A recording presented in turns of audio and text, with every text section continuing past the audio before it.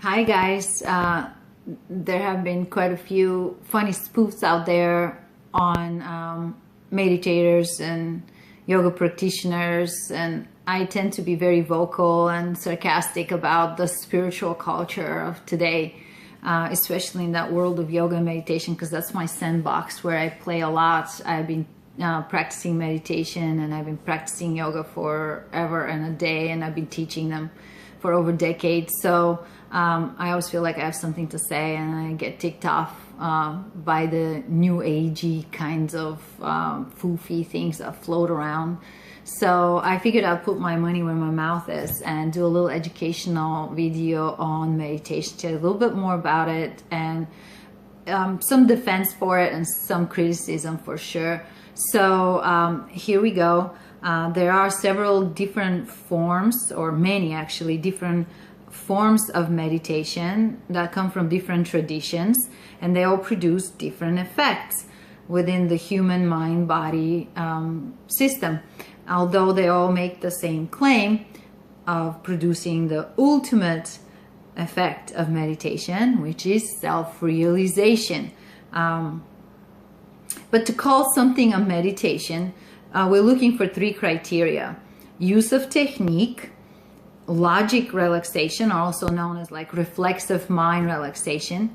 In other words, you're not in your usual mental space, and it's a self-induced state. In other words, you're doing something that's giving you a subjective experience. So based on the techniques, I would say the various forms of meditation can be grouped into two main categories. The first one is focusing of attention. That is when you point your mind in a direction and you keep it there for a certain period of time. This could be focusing on your breath. You can count your breaths, you can follow them. There's a technique from Buddhist culture, it's called anapanasati, where you focus on the breath in a specific part, like the tip of your nose. Or you can focus on a mantra, you can chant the mantra. There are some tantric yoga techniques where you focus on the tip of a flame of a candle.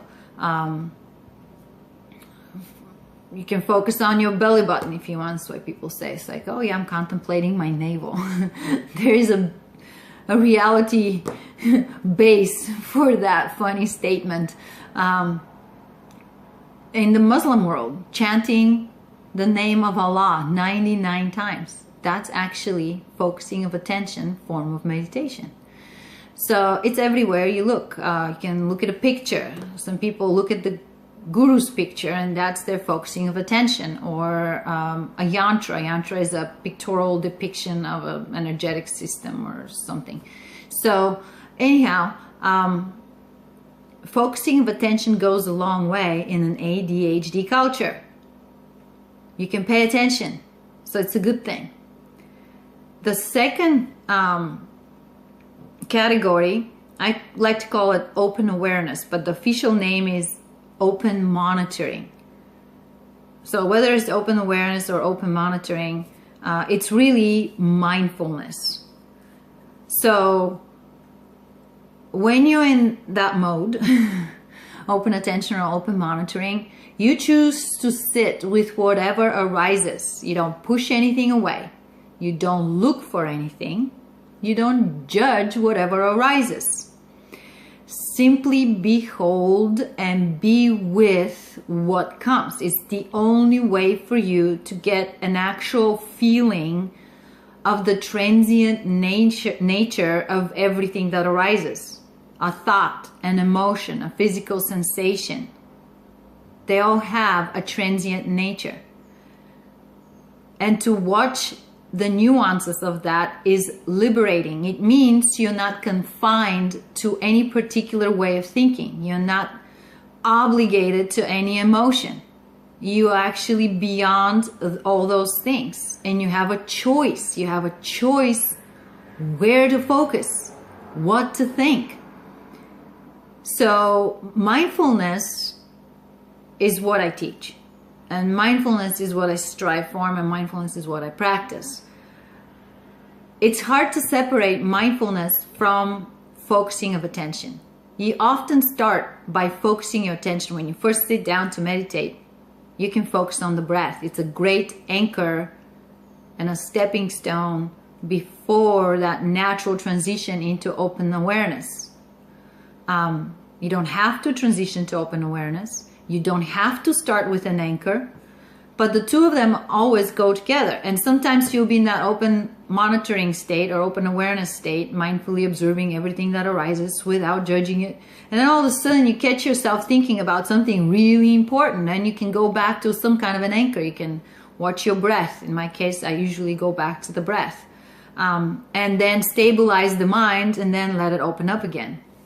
So it's not like these things are like clearly separate unless you're clearly only practicing reciting your mantra and nothing else. The Zen traditions are often about sit, pay attention. That's it.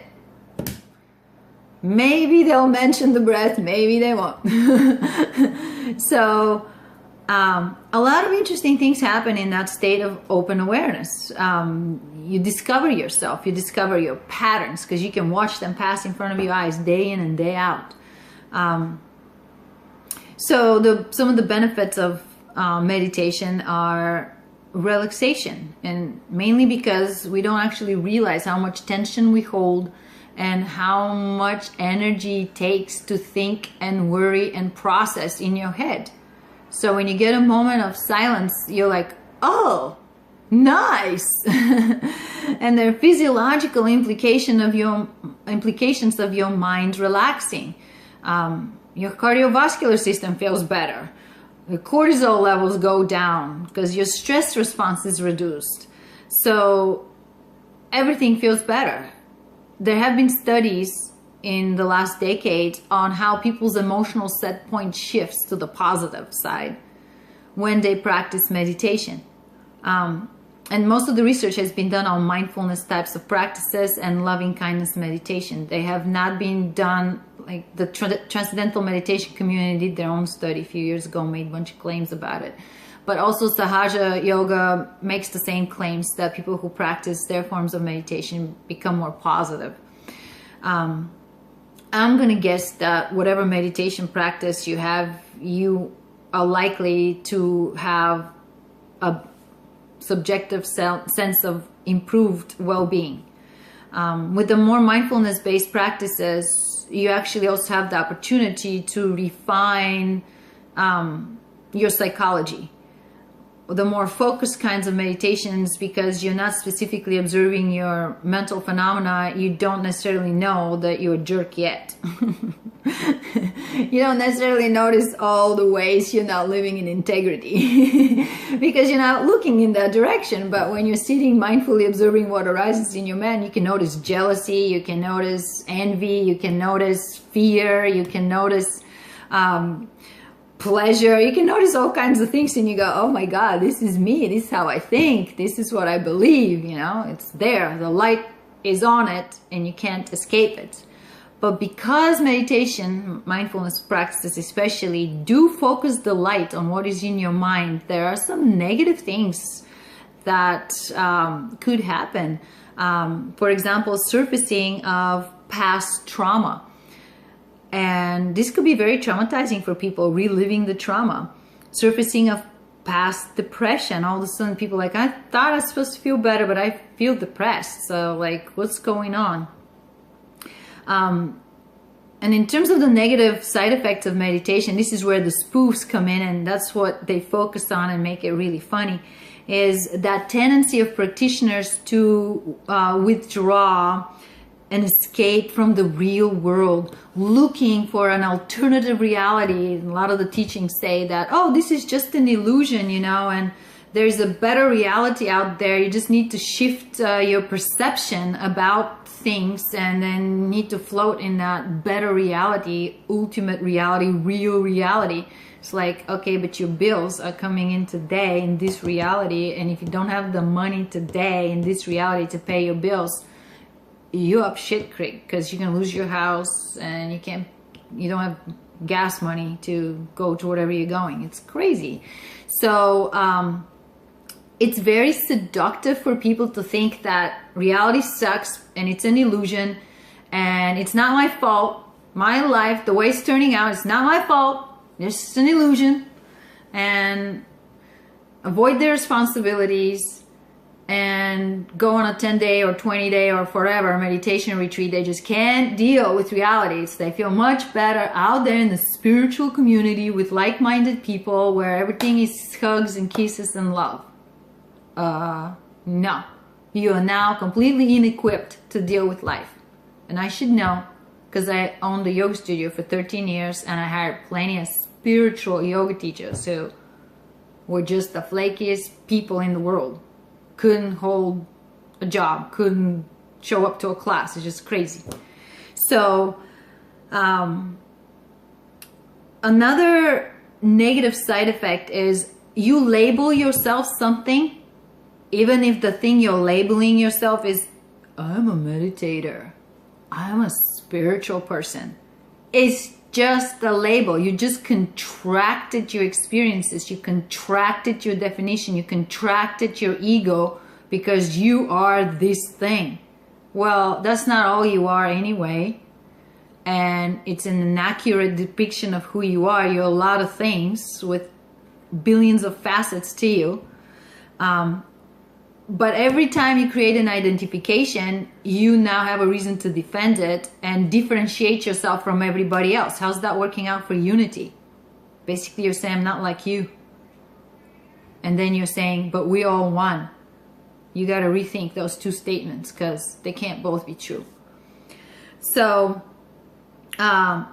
one way traditionally people dealt with these pitfalls is that meditation was practiced as part of a package deal.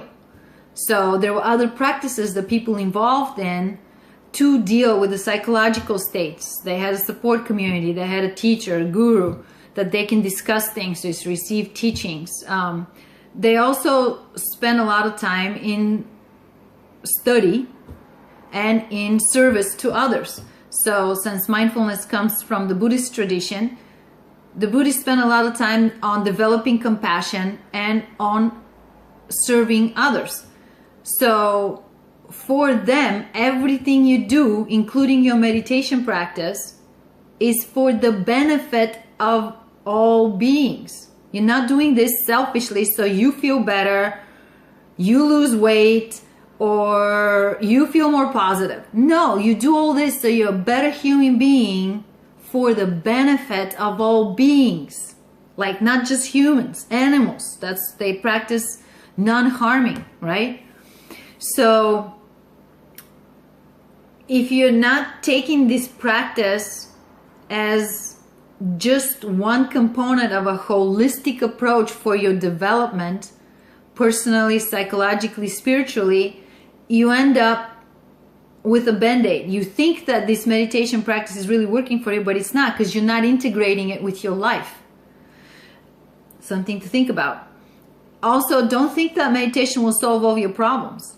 It's not supposed to solve any problems. It's supposed to point you in the direction of who you really are on the inside. And once you know who you are, you know what you need to fix to solve your problems. Therefore, you don't have to believe in a particular religious or philosophical system to practice meditation, even though these meditations come within a lot of religious context or historical, cultural kind of context. Atheists can practice meditation too. Agnostics can practice meditation too. John Kabat-Zinn proved it by secularizing the Buddhist insight meditation, Vipassana, into a program he called mindfulness-based stress reduction relaxation, and he offered in hospitals for patients of various kinds to help them reduce stress, and by reducing stress their bodies can heal better, and by experiencing a more subjective well-being. So I keep saying that word subjective.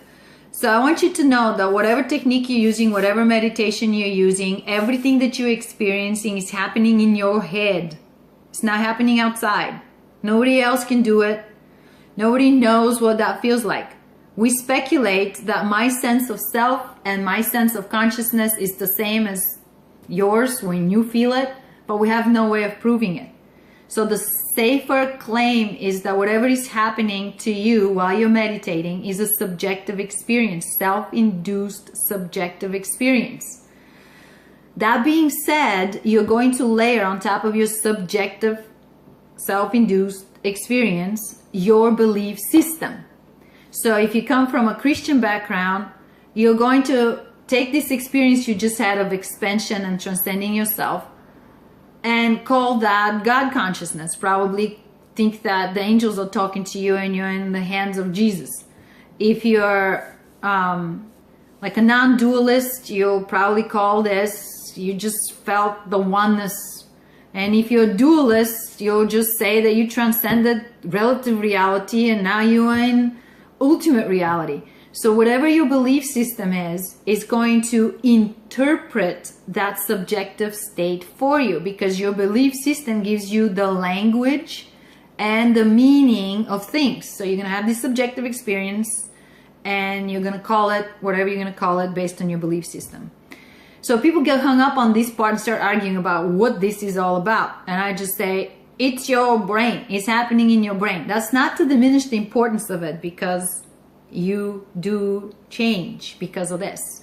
There are studies done that show that your neural pathways change, your brain plasticity changes. It's crazy. It's like there are actual physiological changes that occur because of these states. But don't fight over what it means and don't argue with other people. So if you're an atheist and you don't have a particular belief system, you can still benefit from the experience. You just don't call it God consciousness and call it whatever you want to call it. And to that effect, here's the book, Sam Harris, Waking Up. The guy is an atheist. So he wrote a whole book and he meditates all the time. So look it up, read it. It's very educational and very thought-provoking and talks about a lot of things like what is consciousness, what is the self. We actually have multiple theories about it in the Western end and the Eastern end and all over the place. So it's awesome for atheists and agnostics. And the last thing I want to say is for all of those who think that meditation is sitting quietly and like waiting for those quiet moments and that's your meditation. No, the quiet moments are just as transient as the not quiet moments. So maybe you get more of them as you meditate more, so you have the pleasure, sort of the luxury to be in them, and your mind feels more expansive. But that's not the goal of your practice. The goal of your practice is to practice. So standing perfectly free of the feeling of self is just the start of your journey, not the end and not the goal. Once you've been there, what do you do with it? How do you integrate it into life for the benefit of all beings? All right, that's all I have. Burn big, burn bright.